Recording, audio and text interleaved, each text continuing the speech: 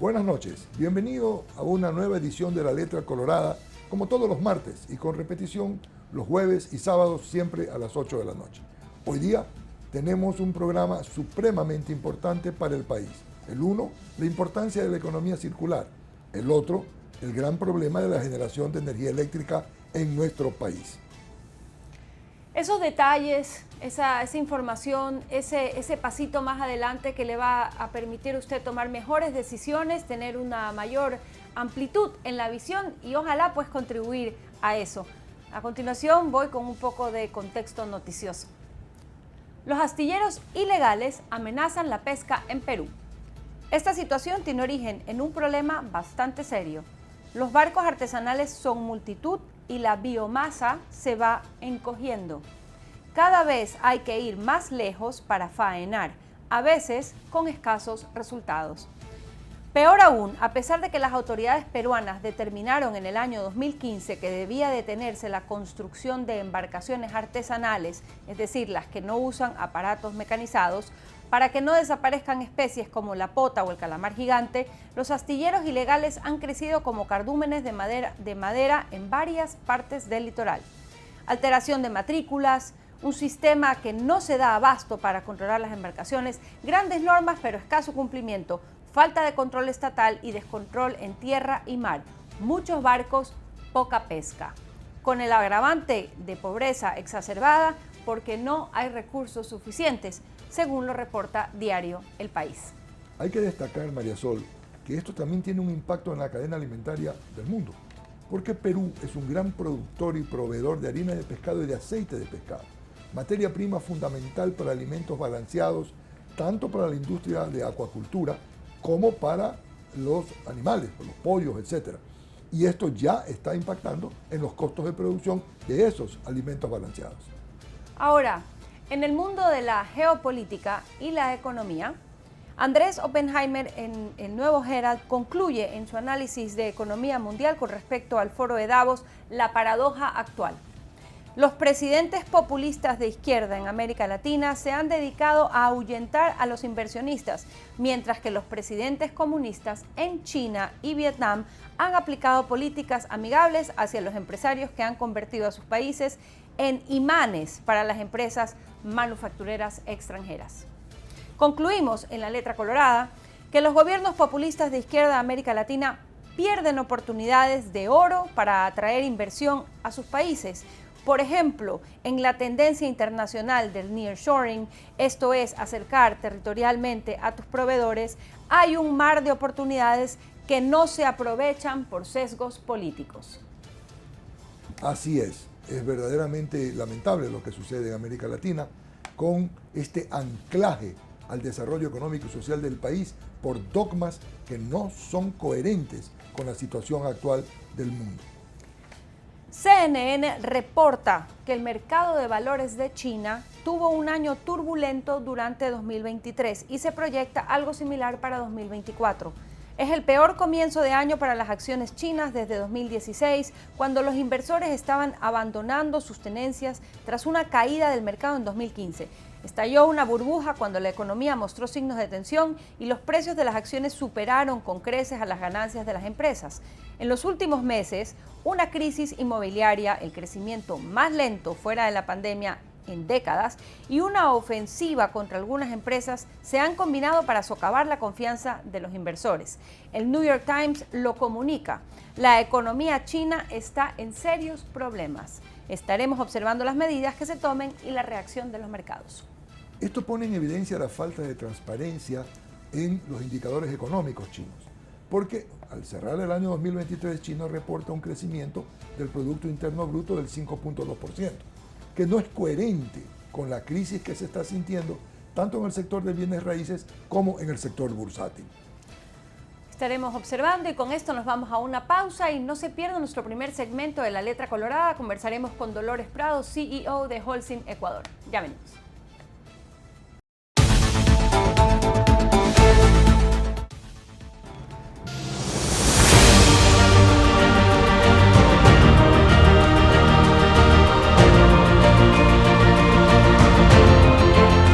Atención empresarios y emprendedores de Ecuador.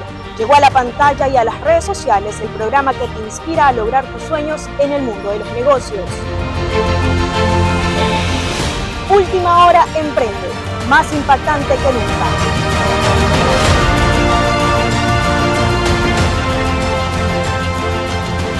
No te lo puedes perder. Última Hora Emprende, más que un programa, la vitrina del emprendedor ecuatoriano. No te lo pierdas todos los jueves por la señal de Vito TVO.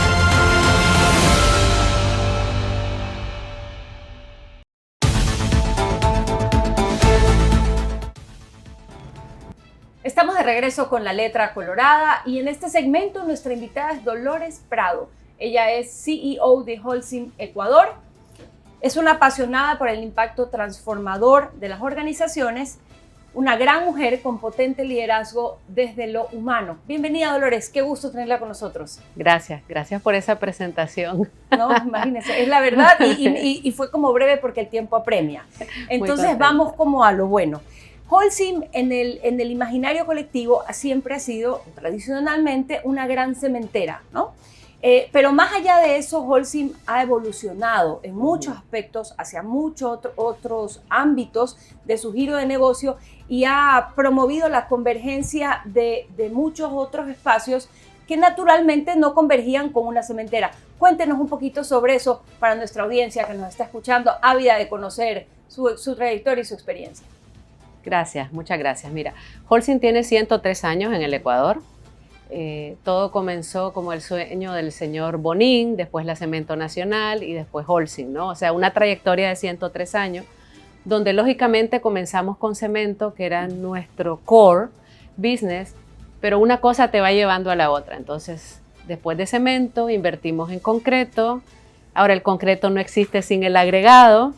Y como tú sabes, el concreto es el segundo material más usado en el mundo después del agua, ¿no? Entonces, cemento, concreto y agregados. Después de eso dijimos, necesitamos ferreterías, ayudarle al pequeño ferretero y tenemos la red Disensa, que tiene casi 600 ferreterías. Después de eso invertimos en impermeabilizante, ahora tenemos una nueva línea de impermeabilizante. Tenemos también otras inversiones como planta eléctrica dentro de nuestra planta de cemento. Tenemos Geocycle, que es la empresa que procesa residuos para convertirlos en energía. Tenemos pavimentación, que pavimentamos en la sierra y en cualquier sitio. Tenemos máquinas también de pavimentación. Y la verdad es que nos hemos convertido de ser una empresa cementera, que era nuestro core business, en una empresa de soluciones integrales. O sea, ese es el cambio para nosotros, que ahora ya no vamos a ofrecer solo cemento, sino que ofrecemos la solución completa. Y por eso nuestro eslogan de hace 2 años es del suelo al techo. O sea, la idea para nosotros es poder vender todo lo que se necesita para construir y para construir mejor. Esa es la primera parte nuestra. La segunda, se dio un gran compromiso en Davos hace unos 3 o 4 años, donde nuestro CEO firmó el compromiso de que Holcim iba a ser carbono neutral en el 2050. Créeme que eso para una empresa de cemento es totalmente muy difícil, porque todos nuestros procesos llevan CO2, desde la extracción de la materia prima, el transporte, la cadena de suministro, las bolsas, la entrega, todo. Y llegar a ser carbono neutral ha significado inversiones de millones de dólares y cambiar todo para poder alcanzar eso. Y nosotros estamos en esa vía. Entonces, por eso nosotros decimos que en realidad somos líderes de la construcción sostenible en el Ecuador, porque somos los que estamos impulsando leyes para que cuando tú demuelas un edificio, uses ese material viejo para construir el nuevo edificio. Y ya nos llevan la delantera países como Colombia o como México, que tienen una ley que te obliga a que un porcentaje del edificio que demueles tenga que ser reinsertado en los nuevos productos, por ejemplo.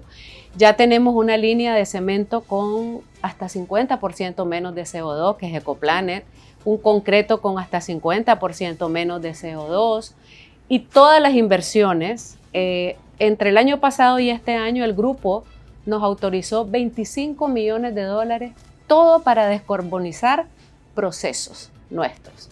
Entonces tenemos el municipio de San Borondón, que va a ser el primer municipio en el país que va a tener una estación de clasificación industrial de desechos. Y eso lo va a tener San Borondón el año que viene. Y con eso San Borondón va a duplicar la vida útil de su botadero municipal y ahí matamos 2 pájaros de un tiro. Esa basura se va a convertir en energía limpia para la producción de cemento.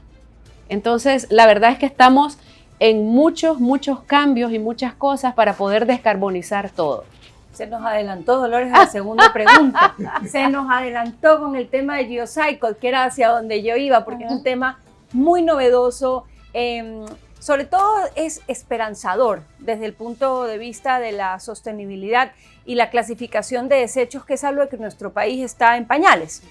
Cuéntenos un poquito cómo era y cómo será a partir de la operatividad de esta alianza de municipio de San Borondón con Geocycle. Claro, nosotros tenemos muchos años de estar creando proyectos para eso, ¿no? No ha sido tan fácil encontrar aliados de los municipios, ya sea porque tienen botaderos o porque tienen alguna negociación para el tema de la basura, ¿no? Pero San Borondón, la verdad es que fue un municipio súper abierto, porque el alcalde tiene la misión de que San Borondón sea un municipio carbono neutral también, muy pronto. Entonces, ¿de qué se trata esta alianza? Nosotros vamos a poner una planta clasificadora de desechos en el botadero municipal de San Borondón. Y ahí todo lo que es reciclable se va a reciclar y no tenemos nada que ver con eso. Por eso decimos planta separadora de desechos industriales no reciclables. Lo reciclable se va a reciclar y eso se gana la vida ciertas personas, ¿no?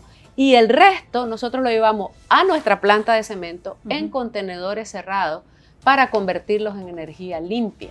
Ese es el proceso. Entonces, se clasifica, lo reciclable se manda a lo reciclable, lo otro se pone en sitios especiales y se traslada a nuestra planta Guayaquil para ser convertido en un proceso de energía limpia.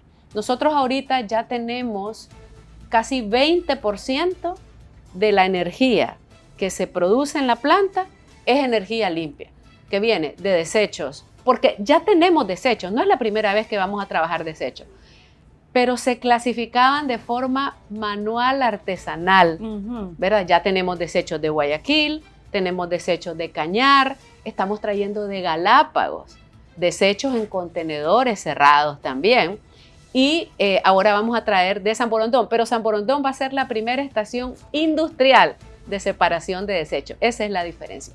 Es una inversión de $4 millones, de los cuales Holcim pone casi 3 y el municipio está poniendo $1 millón. Dolores, lo que usted nos informa es verdaderamente entusiasmante, es motivador, porque justamente es una de las grandes necesidades que hay, no solamente en el país, sino en el mundo. Sí. Y tiene que ver con la aplicación de este concepto, gran concepto de la economía circular y que tiene que salir adelante para rescatar el mundo de la contaminación. Lo que se va a hacer en San Borondón se va a convertir en una especie de plan piloto que debería servir como ejemplo para los demás municipios y en todo el Ecuador. ¿Están ustedes en una campaña también de difusión de este proceso, de este proyecto, de este nuevo sistema de hacer industria en el Ecuador? Sí, mira, nosotros la verdad es que hemos invertido mucho tiempo.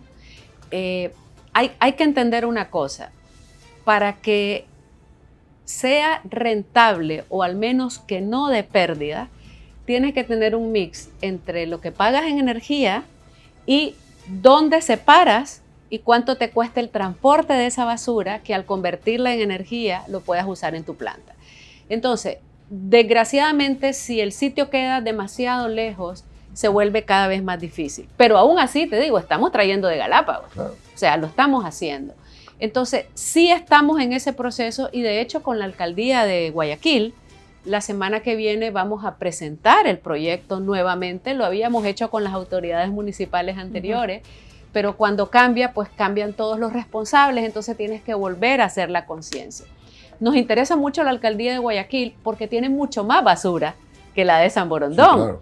Y nosotros en Guayaquil podríamos hacer una inversión de más de $10 millones para poder procesar unas 75,000 toneladas de basura. Ese es el cálculo que nosotros tenemos que nos puede generar la alcaldía de Guayaquil. Y la ventaja sería duplicar la vida útil del botadero y convertir esto en energía limpia y reducir CO2. Entonces, definitivamente sí, tal vez no es tan fácil explicar cómo funciona, y yo creo que va a servir mucho cuando inauguremos San Borondón, que la gente va a poder ver cómo es la estación de clasificación, dónde se carga, cómo se va después para nuestra planta, porque lo enseñamos como cuando presentas un PowerPoint, ¿no? Pero no es lo mismo que verlo. Ahora, te quiero decir, Ecuador está atrasado en eso. Ayer en Costa Rica inauguramos la tercera planta de clasificación industrial de desechos y ya Costa Rica, nuestra planta, el 60% de la energía es de la basura de Cartago, que es el municipio que está cercano a nuestra planta. Entonces, un municipio de avanzada que entendió eso y ya es la tercera inversión, porque comenzamos con el 15% y ahora ya estamos por el 60%. Entonces, y en Europa, pues ya todas las plantas de Holcim, 90-100% de la energía proviene de los desechos.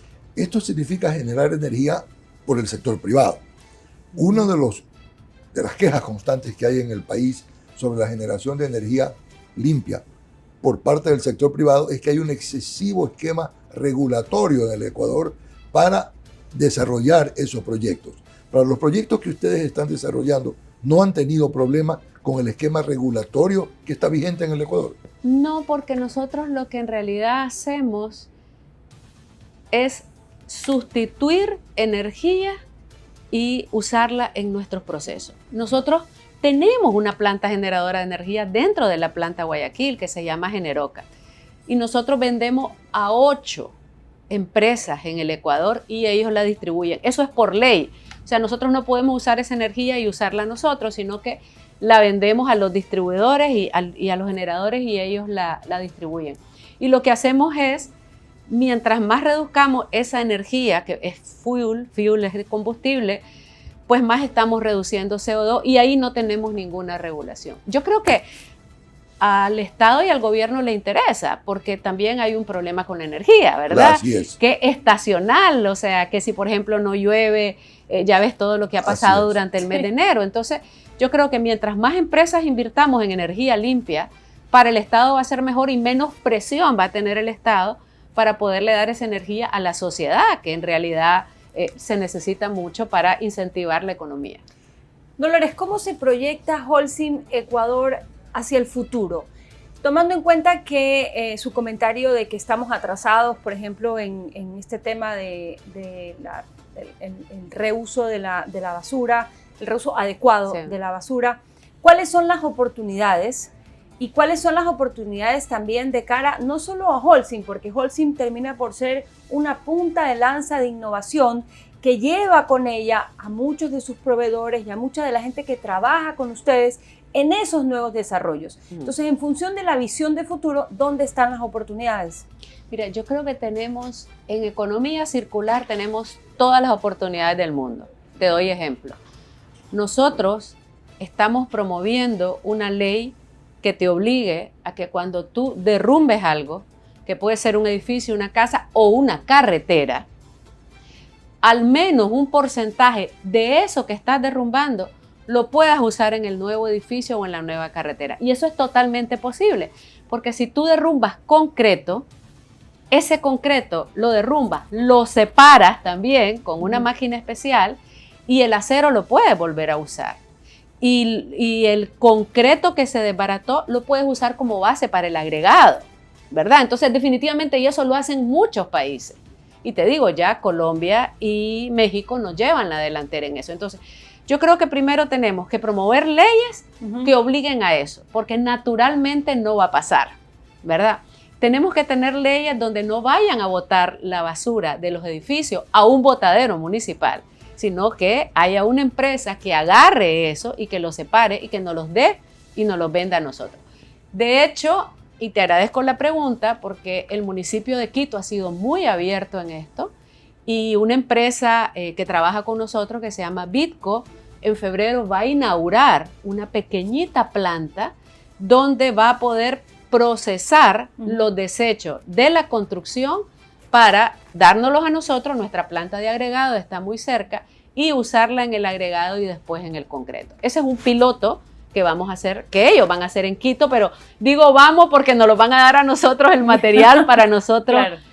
Procesarlo. Entonces yo creo que tenemos que tener muchas leyes en eso y creo que tenemos que tener muchas leyes en los materiales de construcción y te doy ejemplo. Holcim es la única empresa cementera en el Ecuador que todos sus productos tienen certificación por un ente extranjero norteamericano. Puede ser norteamericano, puede ser europeo. ¿Qué quiere decir? Que la huella de todos mis productos está certificada. ¿Cuál es la importancia de eso? Que cuando nosotros decimos nuestro cemento tiene un 70% menos de CO2, es comprobable con un año base. Y también yo pienso que el gobierno tiene que obligar a todos los que hacemos materiales de construcción a tener, primero, una certificación y dos, a demostrar que está reduciendo su huella de CO2. Si eso no sucede, solo por buena voluntad no va a pasar. Porque todos decimos somos ecológicos, somos verdes, pero en la medida de ¿qué significa eso? Es como cuando dicen, ay, qué bonita, ¿comparada con quién? ¿No? O sea, ¿cómo se mide? Todo es cuestión de perspectiva. Y si no hay un indicador claro, una fórmula clara que determine esos parámetros, pues solo nos vamos a quedar en percepciones subjetivas de las cosas. Una pregunta que me surge a raíz de esto. Si bien el gobierno es el responsable de las políticas públicas y también pues, las organizaciones que se dedican a la promoción de esas políticas públicas, el cambio cultural es sustancial. En un programa anterior hablábamos, por ejemplo, una cosa que parece menor, pero que se convierte en algo mayor. Cuando la ciudad de Guayaquil se inunda, muchas veces se inunda porque sus habitantes botan los desechos en la vía y se tapan las alcantarillas y se vuelve toda una bola de nieve inmensa que termina por ser un gran problema. ¿Cree usted que el cambio cultural es sustancial en la configuración de nuevas leyes que promuevan eso que usted explica? Yo creo que sí, y creo que debe comenzar desde los niños, y creo que eso se ha dado. Yo creo que nosotros, la sociedad, los adultos, los baby boomers, somos los que estamos en deuda con la sociedad. Porque yo lo veo, o sea, yo lo veo con mis nietos y con mis hijos. Si uno bota basura, no botes basura, no ensucies la playa. O sea, hay una mayor conciencia en los niños y en los jóvenes, que yo creo que tiene que permear hacia arriba. Pero tiene que haber conciencia y premio y castigo, porque si eso no existe, es bien difícil. Te quiero dar otro ejemplo. Nosotros abrimos el año pasado lo que le llamamos la Academia Holcim. 16 universidades del Ecuador.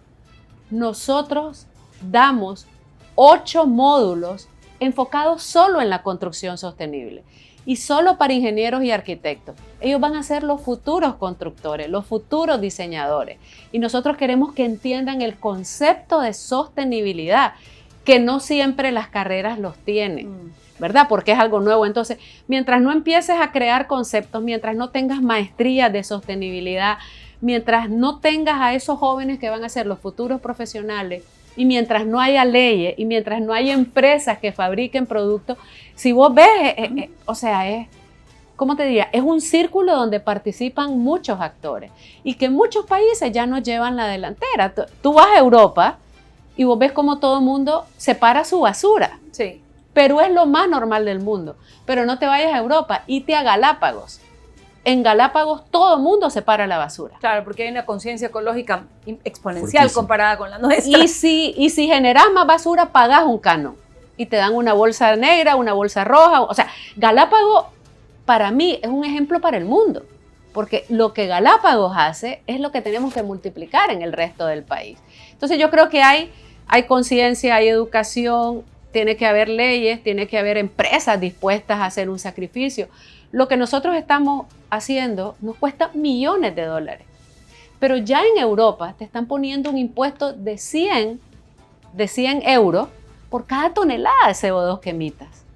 Entonces, cualquier inversión que hagas va a ser más barata que pagar 100 euros. Claro. Entonces, pues te digo, si no hay una normativa y si no hay algo que te obligue, no lo vas a hacer. En el caso de Ecuador, el tema de leyes y el tema de normativas, lamentablemente la historia nos demuestra que se suelen complicar por los procesos políticos. Una iniciativa 100% del sector privado, en una combinación de trabajo académico, gremial y empresarial. No puede sustituir de alguna manera ese proceso de leyes necesarias, o por lo menos paralelo a impulsar las leyes necesarias. Puede ayudar, pero no sé si sustituir. Y te doy una explicación. Acá en Ecuador habemos muchas multinacionales que también sus CEOs se comprometieron a eso en Davos, ¿no? Nestlé es una de ellas. Cervecería también. Entonces, esas multinacionales están haciendo su parte, porque te viene una directriz de tu casa matriz y porque vos tenés que ser carbono neutral en 2050. Y lo vamos a hacer, como sea, lo vamos a hacer. ¿Y eso qué va a implicar? Te doy el ejemplo de Holcim. Nosotros tenemos aproximadamente 6.000 proveedores, de todo. O sea, solo en transporte son 250, 300 camiones. Toda la cadena. Tenemos toda la cadena, tenemos los Disensa, tenemos los que nos venden uniformes, los que nos venden comida, los que nos venden materia prima. Si a mí me obligan a ser carbono neutral, mi cadena va a tener que ser carbono neutral para entregarme su producto. Igual la cadena de Nestlé y de cervecería. Entonces, ahí estamos haciendo comunidad, pero no podemos hacerlo solo nosotros, porque se nos hace más difícil y se nos encarece las compras, porque me van a decir, sí, bueno, yo puedo hacer eso que me estás diciendo, pero va a costar más dinero, ¿verdad? Claro. Entonces, sí se puede, pero ayudaría mucho que haya leyes que motiven o que impulsen eso, y que el procedimiento sea fácil, porque a veces también en los procedimientos y en los reglamentos las leyes se diluyen también. Claro, porque lamentablemente la mala experiencia que tenemos con las burocracias en el mundo es crear problemas para vender soluciones. Sí, un síntoma perverso de la burocracia internacional. Así pero es. Bueno, en propositivo, para nuestra audiencia, no puedo despedirme sin pedirle esa visión, esa recomendación para quien nos está viendo el programa desde su conocimiento.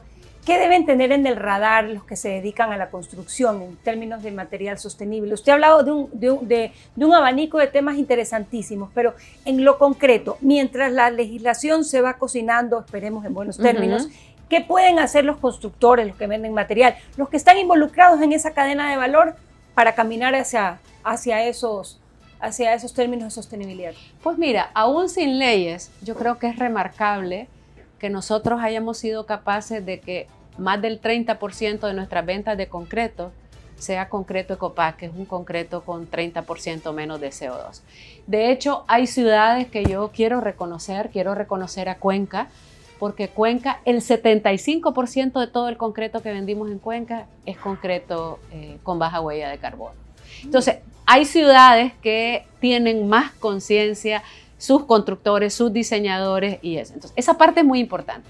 Y otra parte es que también aquí hay un ecosistema de la construcción sostenible muy interesante, donde hay arquitectos, diseñadores que ya tienen esa conciencia ambiental, que están en Quito, que están en Cuenca, que están en Guayaquil y que construyen ya pensando en cómo economizar energía, en cómo menos consumo de agua. Todo eso es circularidad, o sea, y todo eso. Entonces, si construyes y tienes certificación EDGE o Lean, muchos bancos también te prestan a menos tasas de interés. Entonces, yo sí creo que aunque no haya una normativa formal, sí hay una conciencia que nos está empujando hacia eso, hacia menos consumo de agua, de energía, productos con menos huella de carbono, si logramos procesar la construcción y usarlos en el concreto y en el agregado, si logramos cerrar con el municipio de Guayaquil y San Borondón y otros municipios. Entonces, todo eso va agregando a eso. Y si demostramos que lo hacemos y lo hacemos bien y ganamos credibilidad. O sea, yo creo que esa parte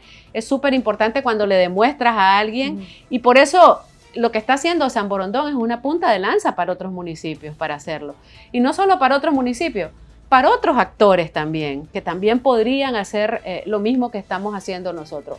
Una golondrina no hace verano, o sea, no podemos hacer nada solos y necesitamos la sociedad, necesitamos los estudiantes, la academia, ustedes, los medios de prensa. En diciembre que tuvimos un almuerzo con unos periodistas, yo les decía, quizás empezamos dando una capacitación en sostenibilidad y en economía circular, porque yo a veces siento que se hablan los conceptos, pero no se entienden a profundidad. Entonces, lo importante es que cuando alguien te diga soy sostenible, tú como periodista le hagas la pregunta adecuada para que te demuestre cómo es sostenible y de dónde lo saca y con qué se está comparando. Porque si no, todo el mundo pone un sello verde y eso se llama greenwashing, ¿no? Y entonces no es cierto lo que estás diciendo. Y para nosotros es ser y parecer. O sea, es hacerlo y lo tenemos que demostrar y con números. Somos la empresa que más puntos verdes tiene otorgados por el Ministerio de Ambiente, por ejemplo. Y eso para nosotros es, o sea, nos llena de mucho orgullo, pero también de mucho compromiso, porque te lo dije antes, el concreto es el segundo elemento más usado en el mundo, después del agua. Si no descarbonizamos el concreto, no vamos a ser carbono neutral nunca. Entonces, ahí está nuestro desafío. Ese es el camino, entonces. Dolores, muchísimas gracias por participar, por conversar con nosotros, con nuestra audiencia, por compartir su motivación y su conocimiento. Sí, muchas gracias por esta información tan motivadora y que se motiven todos los que oyen esta información que nos da Dolores, porque eso es lo que necesita el país. Solo tenemos una tierra, ¿verdad? No podemos agarrar un avión y irnos, señor. ¿no? Así es. Entonces tenemos que protegerla. Hay que cuidarla, hay que cuidarla. Y con este mensaje de cuidar el planeta, nos vamos a un corte y volvemos con nuestro siguiente invitado.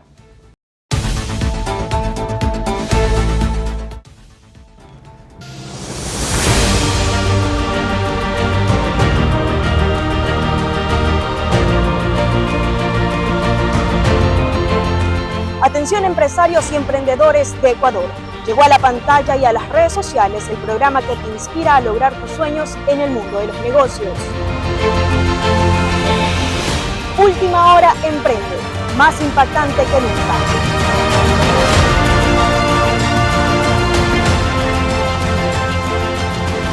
No te lo puedes perder. Última Hora Emprende, más que un programa, la vitrina del emprendedor ecuatoriano. No te lo pierdas todos los jueves por la señal de Vito TVO.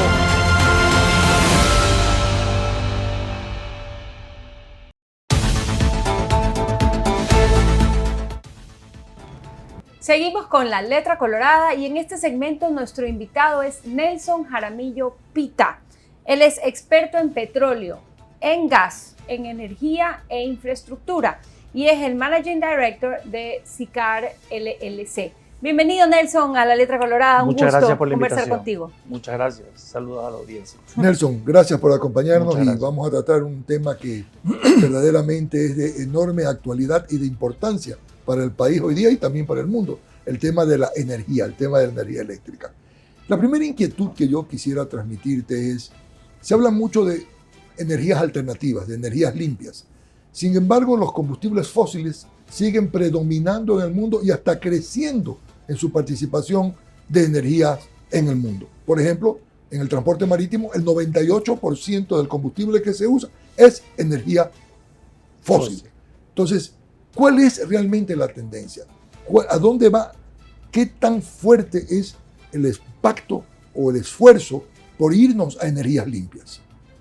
Gracias. A ver, primero hay que entender efectivamente que las energías limpias son completamente marginales en el mundo entero e en el Ecuador también. Entonces, los países de Europa, que son los que lideran estos esfuerzos por llevar adelante estas revoluciones ambientales positivas, hacen un gran esfuerzo para cambiar su matriz energética. Pero la realidad es que al mismo tiempo son altamente dependientes de lo fósil. Hoy en día el 40% de la energía en Europa es gas natural y también están quemando mucho carbón porque los precios de los gas son muy elevados. Entonces, no es más para mí que un lindo sueño por ahora. Creo que los combustibles fósiles van a ser primordiales por muchas décadas en el futuro. Y es más, es muy importante entender que cuando se habla de electrificación incluso del transporte, y podría ser el transporte marítimo o del transporte terrestre, se crea un peso específico sobre la demanda de electricidad y esa demanda de electricidad, aguas arriba, va a ser satisfecha incluso por hidrocarburos fósiles. Entonces, sigue siendo una esperanza, sigue siendo un sueño, es muy difícil cumplirlo, por lo tanto es utópico, esa es la realidad. O sea, es una gran meta que demanda esfuerzos, digamos, transversales desde todos los segmentos y claro, con distintas economías, en distintas velocidades la irán aplicando en medida de lo posible. Hablábamos antes de empezar el programa y me gustó algo que te escuché decir, que la economía circular es mucho más clara y mucho más factible que todos los términos de la economía verde. ¿Podrías como...? Sí, a ver. La economía verde trata específicamente sobre la sustentabilidad y crear menos impacto en el medio ambiente. Pero en ese camino hablan de la descarbonización y hablan o satanizan el CO2 como el combustible de emisión que se debe reducir. Pero realmente el CO2 es un gas vital para el ser humano, es la base de la fotosíntesis. Entonces no podemos hablar de eliminar el CO2 del planeta, eso es ridículo. Ahora, ¿qué sí podemos hacer y qué sí debemos hacer? Usar mejor nuestros recursos. Y eso parte por reusar, eso parte por ser más eficientes, eso parte por hacer todas las gestiones que podamos en hacer que esta economía circular se mantenga y sea nuestro modo futuro de vida. Y en ese sentido, digamos, los esfuerzos de sostenibilidad que ayuden a evitar el abuso y el exceso, pues todos bienvenidos, porque caminamos en una sola vía de cuidar el planeta.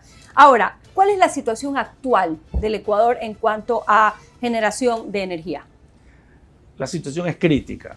Ecuador tiene una base de 8.800 megavatios, estamos hablando de solo electricidad ahorita, de los cuales 5.400 son hídrico y renovables, muy marginal renovables, la mayoría es hídrico, y el balance está en lo térmico. Normalmente en el país existe una indisponibilidad de toda esta base que tenemos por temas de mantenimiento, de controles. Entonces esa indisponibilidad debería andar en el orden de 1.000 megavatios siempre. Lo que está pasando ahora es que como no se ha invertido en lo térmico y como muchas plantas hidroeléctricas tampoco están bien mantenidas o no operan bien, esa indisponibilidad creció a prácticamente el doble. Si a eso le sumamos el estiaje, que es algo natural de todos los años, que se reduce la energía hídrica casi en 40, 50% este año incluso, entonces tenemos un gran problema porque no tenemos una base y térmica que pueda hacer el balance entre lo hídrico y lo térmico. Entonces, ¿qué es lo que nos está pasando? Tenemos un déficit de 1.000 megavatios, esa es la realidad. Pero tenemos otro gran problema y es que la energía o el consumo sigue creciendo. Claro. Hay un consumo tendencial que está en el plan, el maestro de electricidad, que es del 4.5% anual. Pero hay ciertos sectores de la economía que están creciendo muchísimo. Está creciendo la minería, está creciendo el camarón y eso hace mucho más peso sobre la demanda. Entonces esa demanda que debería crecer al 4.5% ahora está creciendo al 10%, al 12%. Esto no es algo malo, pero uno lo tiene que prever. El propio del crecimiento económico, exactamente. ¿no? Entonces un país que demanda energía es un país que se mueve, por lo tanto estamos creciendo y eso es apropiado. Y lo mismo pasa con combustibles. Un país que demanda más combustibles es porque está en movimiento. Entonces eso hay que aplaudirlo en lugar de satanizarlo. Entonces la realidad es que todos los años para mantener este crecimiento que pretendemos tener como economía y como país, necesitamos integrar cerca de 500 megavatios adicionales, además de los 1.000 que ya nos hacen falta. Entonces solamente en los 1.000 que nos hacen falta hay inversiones necesarias de $1.000 millones, pongámosle 1 millón por mega, más 500 millones anuales para mantenernos estables, sin pensar que vamos a tener estos márgenes de seguridad del 20%, que es lo que demandaría un buen manejo energético. Nelson, escuchando a muchos expertos en la materia o analistas, hablan de las dificultades que hay en el Ecuador para la inversión privada en la generación de energía, tanto tradicional como limpia. Hablan, por ejemplo, del parque fotovoltaico que está aprobado en lo que iba a ser la famosa refinería del Aromo, de los proyectos eólicos en la provincia de Loja, me parece, que todavía no se pueden ejecutar por una serie de obstáculos regulatorios que limitan el crecimiento del sector privado en la generación de energía. Explícanos un poco sobre esto. A ver, en los gobiernos anteriores se tuvo una visión muy estatista. Había mucho dinero. Entonces se creó esta gran empresa monopólica que se llama Select en la generación y otra gran empresa en la transmisión que se llama Transelectric. Entonces, mientras hubo recursos, esta empresa hizo inversiones. Se construyó Coca-Cola con financiamiento chino, se pretendió hacer el ciclo combinado de termogas Machala con financiamiento ruso y muchos otros proyectos. Muchos quedaron incluso truncos. Mandariaco, por ejemplo. Manduriaco también. Manduriaco, eso. Entonces, mientras que había dinero, eso estaba bien, una gran empresa monopólica que domine sobre el sector. Pero el dinero se acabó. El único que puede salvar en este momento el desarrollo energético es el sector privado. Pero la ley original, que es la Ley Orgánica de Servicio Público de Energía Eléctrica, es una ley estatista. La nueva ley de competitividad no cambió el sentido estatista de la ley anterior. Más bien, incluso se podría decir que genera otras trabas para la inversión privada. Entonces, mientras que estructuralmente y normativamente no se abra la puerta verdaderamente para la inversión privada, esto no va a cambiar. Y es muy difícil llamar la atención de los capitales extranjeros. Porque mientras que nosotros ofrecemos unas condiciones muy ajustadas, Perú les ofrece mejores condiciones. Estoy hablando de condiciones de negocio todavía. Lo mismo hace Colombia. Entonces, un capital lo que busca es buen negocio, además de ni siquiera hemos hablado de seguridad jurídica. Entonces, por el tema de buen negocio, no vienen acá y prefieren irse a otra parte. Entonces, hay que cambiar el sentido estatista de la ley. Uf, ya me dio dolor de cabeza. Claro, entonces fíjate, se genera una enorme expectativa por esta nueva ley de competitividad. Y resulta que coincide con muchos estudios que se han hecho de que no es suficiente. Entonces, verdaderamente vamos a seguir, el desarrollo del Ecuador va a seguir anclado en una deficiencia para crecer en la vía energética. Sí, unas reglas del juego que realmente promuevan suplir este déficit de 1.500 megawatts que estabas mencionando. Así porque es. digamos, si no abres la garita, no van a entrar a invertir. Pero mientras que se procura y se produce esa apertura de la garita, hablemos sobre las energías limpias, que es algo que también se habla mucho. ¿Cuáles son los mecanismos, las fuentes de energía limpia que están más a la mano para el Ecuador en este momento? En función, por ejemplo, de nuestra audiencia, puede estar alguien que trabaja en eso. ¿Cuáles son los sectores a desarrollar, los puntos críticos, etcétera? Ecuador es un modelo para el mundo. Ecuador tiene el 90% de generación hídrica, porque tiene el recurso. Otros países no lo tienen. Entonces, ya de por sí la matriz energética del Ecuador es extremadamente limpia. En épocas de lluvia, el 90% de la generación es hídrica. Entonces, realmente yo pienso, con los recursos que todavía tenemos, deberíamos estar impulsando mucho más proyectos hídricos que nos generan un costo mucho menor de energía, que estar impulsando microproyectos o pequeños proyectos eólicos, solares, cuando el Ecuador no tiene un potencial solar igual al de Chile o Perú. Te interrumpo acá. Se habla mucho de la alternativa de la vertiente oriental versus la vertiente occidental, para que no se vea afectado por el estiaje. Eso es correcto. Es correcto, y hay que encontrar aquellos fuentes de recurso hídrico que puedan desarrollarse en la época del estiaje natural. Bueno, voy a poner una pausa ahí. Por favor, especifiquemos para la audiencia, quien no conoce el detalle, a qué se refieren con vertiente occidental y vertiente oriental. De la cordillera de los Andes. Exacto. Pequeño Entonces, detalle. Nuestro recurso hídrico dedicado a la hidrogeneración está en la cuenca oriental. Entonces ahí está Pautemolino, ahí están muchas otras plantas. Y hay muy pocos proyectos que están en la cuenca occidental. Entonces lo que tenemos que procurar es desarrollar proyectos que aprovechen esa cuenca porque sufre menos en estiaje. Entonces se podría crear un balance para que esta agresividad en el impacto negativo que tiene la sequía para nuestra hidrogeneración sea menor.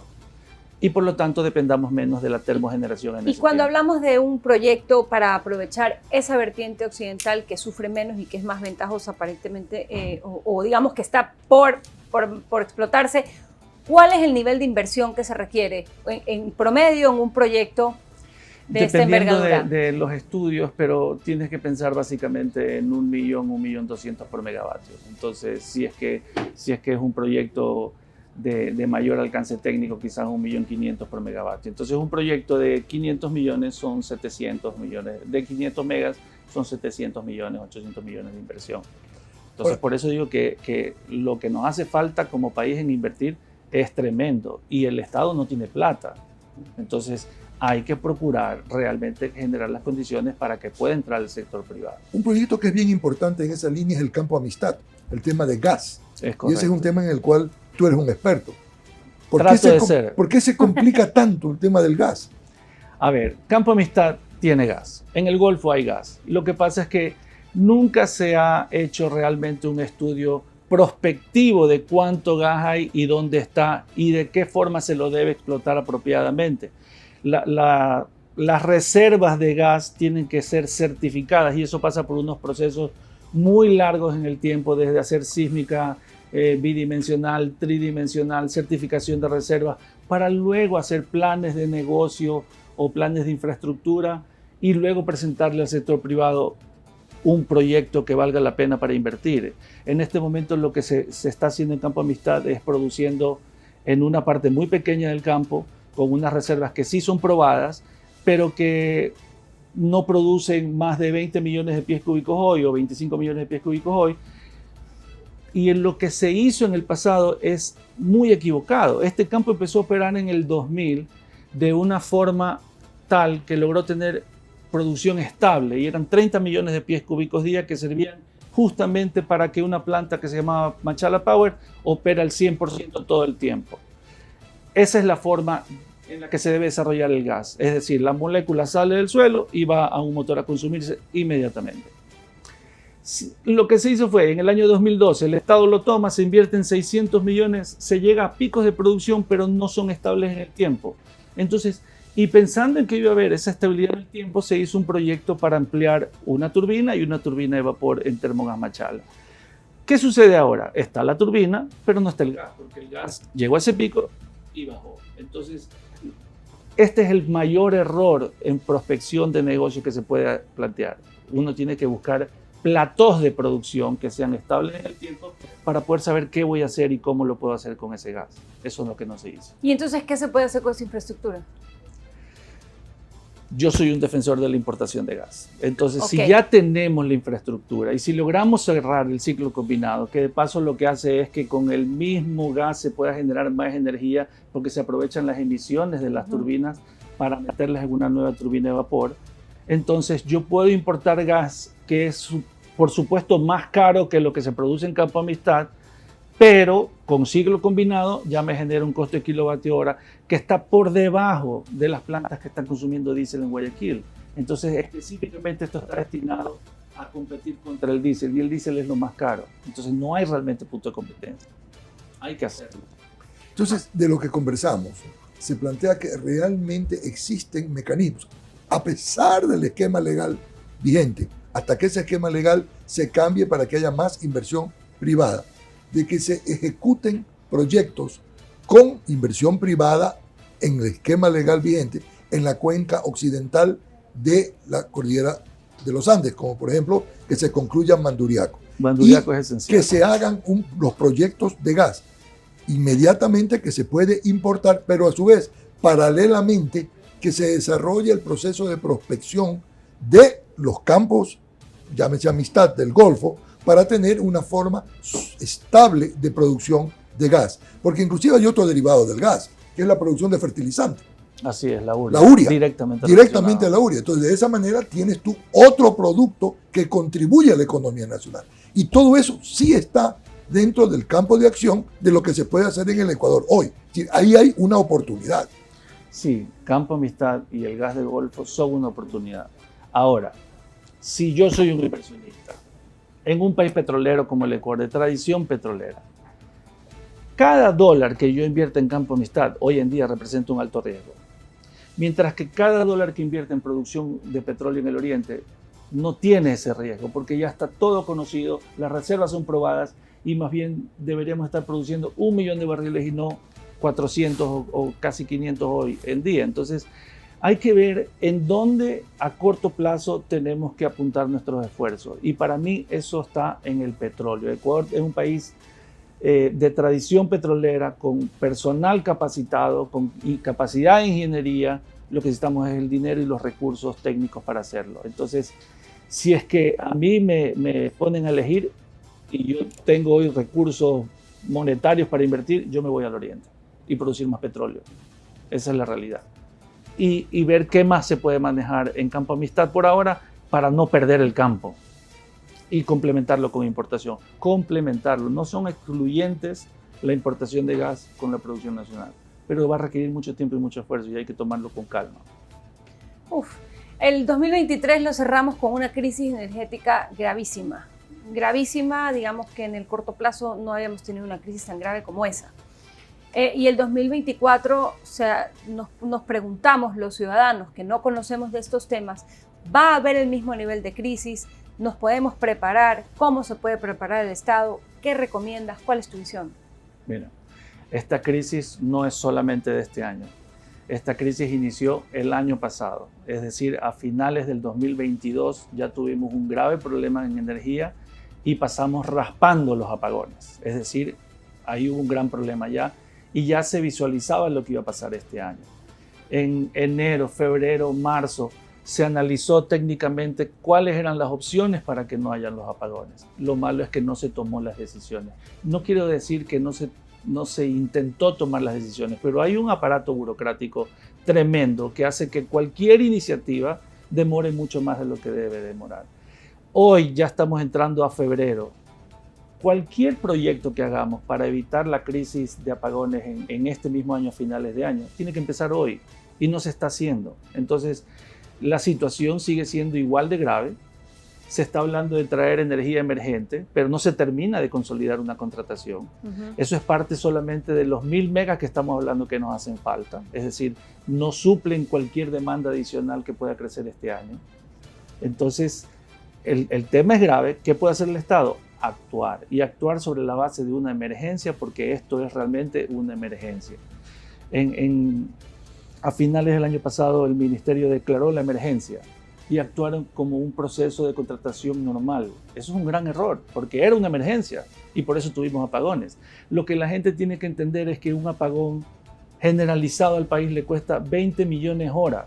20 millones hora, ya está por las cámaras hecho un avalúo de lo que le ha costado y son cerca de 700, 800 millones al Estado o a la economía nacional. Entonces, se pelea por no contratar energía emergente por 300 millones, pero ya perdimos 800. Entonces esas son las cosas que no tienen sentido. Acción, acción, acción es lo que se necesita. Fuente ovejuna, todos a una. Hay que generar energía eléctrica, de lo que no hay remedio. Todos tenemos que sumar ese esfuerzo. Muchas gracias. Muchísimas gracias. Por esta ilustrativa información de la crisis, que es importante que la entendamos absolutamente bien todos los actores de la economía ecuatoriana. Oportunidades, los desafíos traen oportunidades. Gracias, Nelson, por conversar con gracias, nosotros. Siempre grato de conversar. Nos vamos con esto a una pausa comercial y volvemos con nuestro segmento de conclusiones.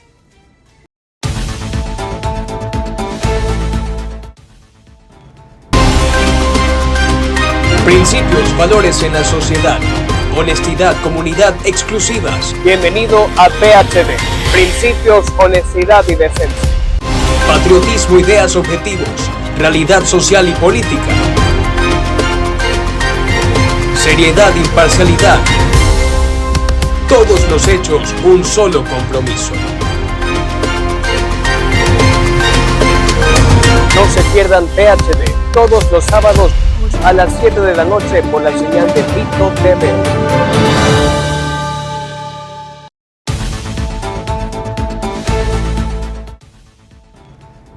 Estamos de regreso con la letra colorada en nuestro segmento de conclusiones. Quiero destacar un par de conclusiones sobre la conversación que tuvimos con Dolores Prado, CEO de Holcim Ecuador.